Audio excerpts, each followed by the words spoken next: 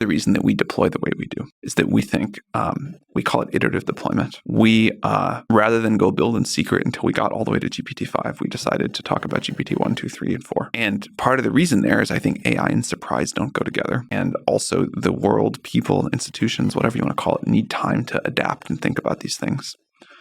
And I think one of the best things that OpenAI has done is this strategy. And we get the world to pay attention to the progress, to take AGI seriously, to think about what systems and structures and governance we want in place before we're like under the gun and have to make a rush decision. But like our goal is not to have shock updates to the world. The opposite. Yeah, for sure. More iterative would be amazing. I think that's just beautiful for everybody. But that's what we're trying to do. That's like our stated strategy. And I think we're somehow missing the mark. So when is GPT-5 coming out again? I don't know. That's an honest answer. Oh, that's the honest answer. Is it blink twice if it's this year?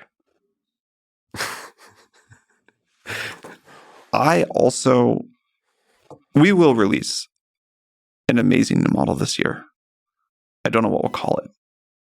So that goes to the question of like, what's the way we release this thing?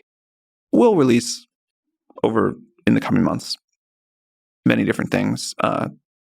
I think that'll be very cool. I think before we talk about like a GPT-5 like model called that or not called that or a little bit worse or a little bit better than what you'd expect from a GPT-5, I think we have a lot of other important things to release first. I don't know what to expect from GPT-5.